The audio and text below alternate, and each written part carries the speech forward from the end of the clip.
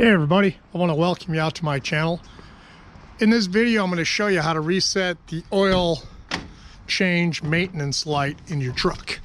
Now this will work on, I happen to be in a Chevrolet GMC C4500, but I've also got smaller ones, and this seems to work from what I have found.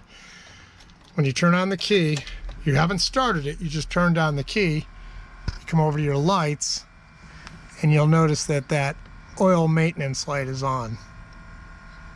Okay, and everything else goes away. With this turned on, you're going to depress, or you're going to press the gas pedal 4 times.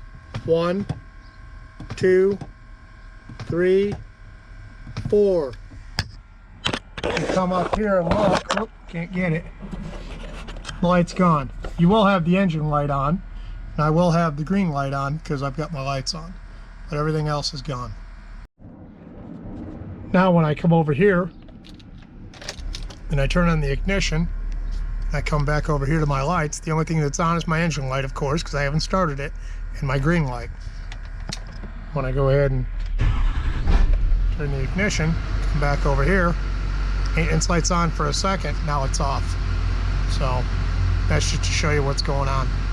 Hope you guys have a great day.